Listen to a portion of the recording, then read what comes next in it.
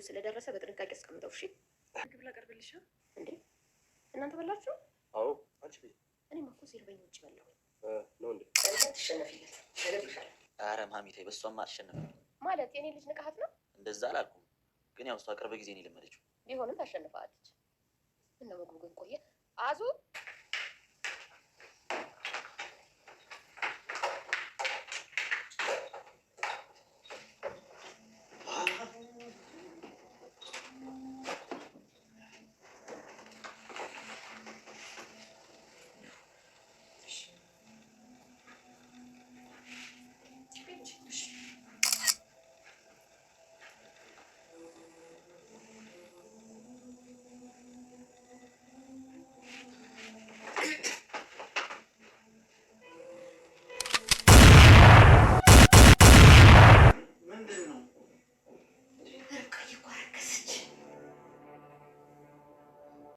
ርብቃና አቤል ባልና ሚስት ሲሆኑ በዚህም የተነሳ ርብቃን የቤቱን ስራ በሙሉ እሷ እንድትሰራና ሁሉንም ነገር እሷ እንድታዘጋጀው ሁላቸውም እዛ ቤት የሚኖሩ ሰዎች እያንዳንዱ ያዟታል።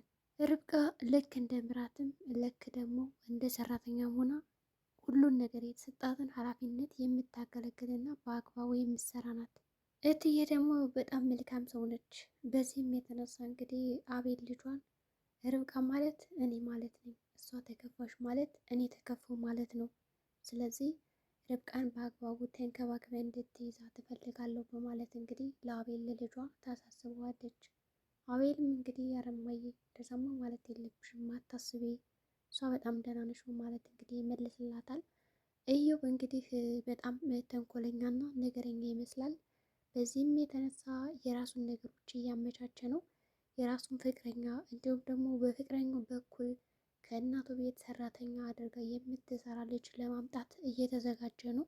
በፍቅረኛው በኩል እንግዲህ ያችን ሰራተኛ ብሎ ያስገባትን ወደ እናቱ ቤት ከገጠር እንደመጣችን ነው ምንም አይነት ቋንቋ እንደማትችል አድርጎ እናቱንና እንዲሁም ደግሞ የወንድሙን ሚስት እንግዲህ ለማጭበርበር የቤቱን ካርታና ፕላን ለመውሰድ በጣም እየተጠቀመ ያለ ነው። ቢሆንም እንግዲህ እዩ ፍቅረኛ በጣም ስለምትወደው እንደገና ደግሞ ድብቅ ሚስጥርም አላት።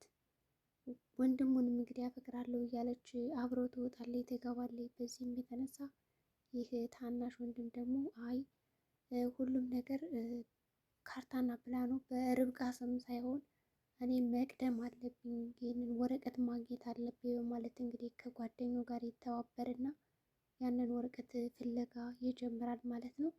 የመጀመሪያ እቅዱ ያደረገው ምንድን ነው? ርብቃ ከዛ ቤት እንድታርፍና ልክ እንደ ምራት የሚገባትን ቦታና ስርዓት አግኝታ ቁጭ ብላ እንድታዝ፣ ከዛ በተጨማሪ ደግሞ በሱ በኩል ሰራተኛ ካመጣ ያቸው ሰራተኛ እያንዳንዱ ቤትም ስታጸዳ ምግብም ስትሰራ ያለውን ነገር ስለምታውቅ ይህን አጋጣሚ በመጠቀም እንግዲህ ካርታና ፕላኑን ካገኘም በኋላ ሊሸመጥጣቸው ይችላል። ሆኖም እንግዲህ ይችን የቤት ሰራተኛ ካመጣ በኋላ ከገጠር እንደመጣች አድርጎ ለእናቱ ያስታውቃታል። እናቱም እንግዲህ ምንም የነቀችበት ነገር የለም። እንኳን ደህና መጣች ልጅ በማለት ነበር በፈገግታ የተቀበለቻት። ነገር ግን ያቺ አዚት የምትባለው የቤት ሰራተኛ ሆና የተቀጠረችው ትንሽ ሳያስነቃባት አይቀርም። ምክንያቱም የገጠር ልጆች አሁን እማዬ እትዬ እንደዚህ አይነት ነገር አልተለመደም፣ በብዛት አለቀይም አትልም ማዘሯ እያለች ነው እንግዲህ የምታቆላምጣት። በዚህ የተነሳ ሰራተኛ እንዳልሆነች ከተነቃበት የእዩብ ሀሳብ ሊሰናከል ይችላል።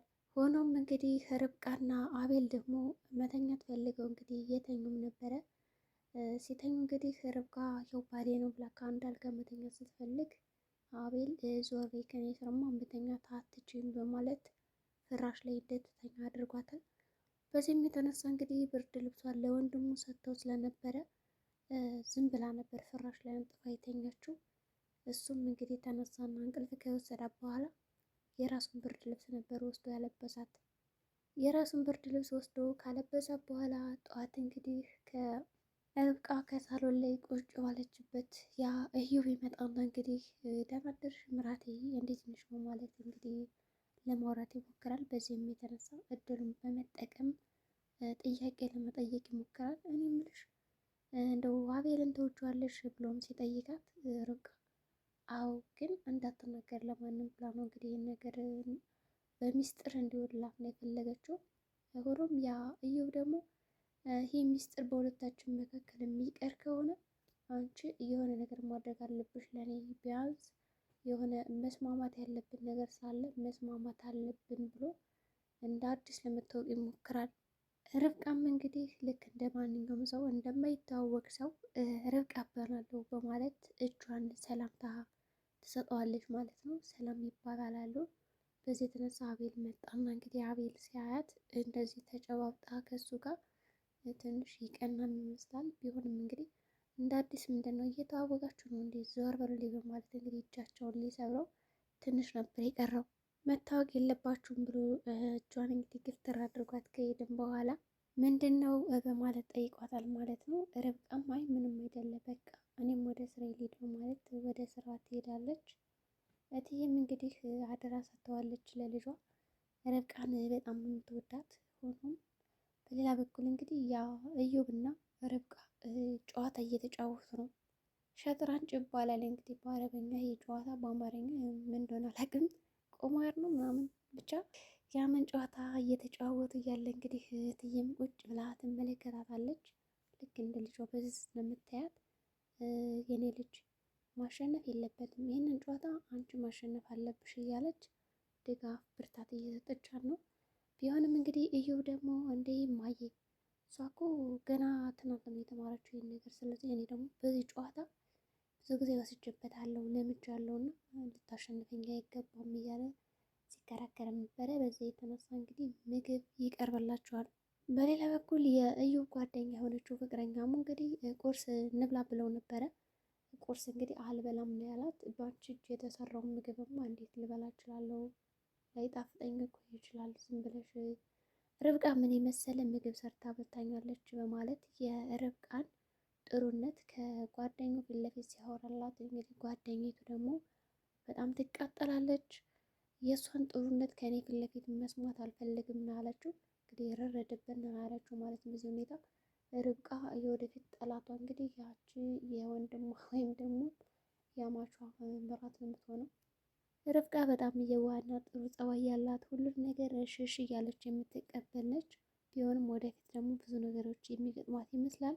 ብቻ ሁሉን ነገር አብረን የምናይ ይሆናል ማለት ነው። እዮብ ባለቤቷም እንግዲህ ልብስ እንድትቀይር እንዲሁም ደግሞ አዳዲስ ልብሶች እንድትለብስ ይጋብዛታል። ርብቃ እኔ ምንም አይነት ልብስ የለኝም ደግሞ በቃ ቢጃማ ነገር ምናምን አትልበሽ ብለህ ከልክለኸኛል፣ ስለዚህ እንዴት ነው ልለብስ የምችለው ማለት ጠይቀዋለች። እሱም ያኔ ከልክዬሻለሁ አሁን ደግሞ በቃ እንድትለብሽ ነው የምፈልገው ማለት አዳዲስ ልብሶችን እንድትለብስ እየጋበዛት ነው። በዚህ የተነሳ እሷም እንግዲህ ደስተኛ ሆና ሽብላ ለመልበስ ተገዳለች ማለት ነው። በመጨረሻም እንግዲህ ባለቤቷ በቃ እኔ ልብስ መግዛት አለብኝ ወደ ሱቅ ሄጄ አንዳንድ ልብሶችን ላመጣ ነው በማለት እናቱን ያስፈቅዳታል። እሷም እንደዛ ከሆነማ በቃ ሌላም ሁለት አድርገ ይዘና ትለዋለች። ለምን ሰው አለ እንዴ እዮብ ከሆነ የራሱ ልብስ አለው ይለዋል። ከዛ ለሱ ሳይሆን የቤት ሰራተኛ የምታለች እና ለእሷ የሆነ ልብስ ገዝታላት በማለት ታዘዋለች። እሱም እንግዲህ ካያት በኋላ ሰራተኛቱን በጣም ይወዛገባል። እች ደግሞ ከየት ነው የመጣች በማለት ውዝግብ ይልና ቢሆንም እንግዲህ ርብቃ ደግሞ በቃ ችግር የለውም የኔ ወደት ምናልባት እዚህ በፊት ስራ ሰርተሽ ከሆነ አይከብድሽም በማለት ትጠይቃታለች። እንዲሁም ደግሞ ቤት ውስጥ የሚሰሩትን ስራ እያንዳንዱ ኪችን ቤቱን እንዳለ አጠቃላይ ያሳይታታለች። ያቺ አዚት የምትባለው እንግዲህ በፈቃደኝነት ለመስራት እንዲሁም በታማኝነት ለማገልገል ቆርጣ ተነስታለች። በመጨረሻም እንግዲህ ርብቃና እዮብ ያንን ጨዋታ ከተጫወቱ በኋላ ምግብ ሲቀርብላቸው እንግዲህ ምግብ ለመብላት ስትፈልግ ርብቃ መብላት ያቅታታል።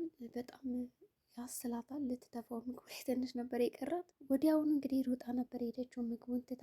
እትዬ ደግሞ ይህንን የተመለከተች እልል ማለት ጩኸቷን ታቀልጠዋለች። እዮብም ምንድን ነው እማዬ በማለት ይጠይቃታል። በቃ ርብቃ እርጉዝ ነች ትለዋለች።